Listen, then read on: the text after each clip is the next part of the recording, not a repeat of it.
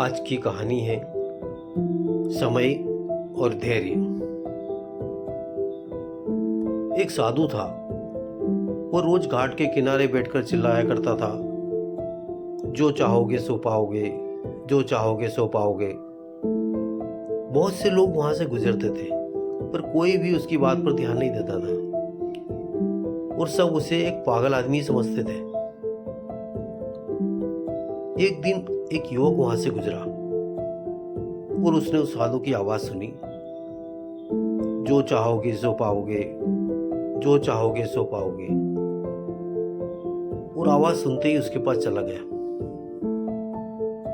उसने साधु से पूछा, महाराज, आप बोल रहे थे कि जो चाहोगे सो पाओगे, तो क्या आप मुझको वो दे सकते हैं जो मैं चाहता हूं? साधु उसकी बात सुनकर बोला, हाँ बेटा, तुम जो कुछ भी चाहते हो मैं उसे जरूर दूंगा, बस तुम्हें मेरी बात माननी होगी। लेकिन पहले ये बताओ कि तुम्हें आखिर चाहिए क्या? युवक बोला, मेरी एक ही ख्वाहिश है, मैं हीरो का बहुत बड़ा व्यापारी बनना चाहता हूँ। साधु बोला, कोई बात नहीं, मैं तुम्हें एक हीरा और एक मोती देता हूँ, उससे तुम जितने भी हीरे मोती बनाना चाहोगे बना पाओगे। और ऐसा कहते हुए साधु ने अपना हाथ आदमी की हथेली पर रखते हुए कहा, पुत्र, मैं तुम्हें दुनिया का सबसे अनमोल हीरा दे रहा हूं। लोग इसे समय कहते हैं। इसे तेजी से अपनी मुट्ठी में पकड़ लो और इसे कभी गंवाना मत। तुम इससे जितने चाहो उतने हीरे बना सकते हो।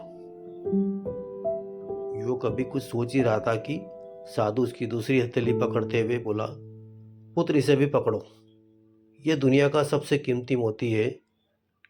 लोग इसे धैर्य कहते हैं। जब कभी समय देने के बावजूद परिणाम न मिले तो इस कीमती मोती को धारण कर लेना। याद रखना, जिसके पास यह मोती है वो दुनिया में कुछ भी प्राप्त कर सकता है। युवक गंभीरता से साधु की बातों पर विचार करता है और निश्चय करता है कि आज से ही वो कभी अपना समय बर्बाद नहीं करेगा और हमेशा धैर्य से काम लेगा। और ऐसा सोचकर वह हीरो के एक बहुत बड़े व्यापारी के यहाँ काम करना शुरू करता है और अपनी मेहनत और ईमानदारी के बल पर एक दिन खुद भी हीरो का बहुत बड़ा व्यापारी बन जाता है। दोस्तों, ये कहानी का सार यही है कि हमारी जिंदगी में समय और धैर्य वो दो हीरे मोती है जिनके बल पर हम बड़े से बड़े लक्ष्य भी प्राप्त कर सकते हैं। अतः जरूरी है कि हम अपने कीमती समय को बर्बाद ना करें और अपनी मंजिल तक पहुंचने के लिए धैर्य से काम लें। जय जिनेंद्र। आपने ग्रुप के YouTube चैनल को अभी तक सब्सक्राइब नहीं किया हो तो अवश्य कर लें, ताकि आपको कहानियाँ नियमित मिलती रहे। जय जिनेंद्र।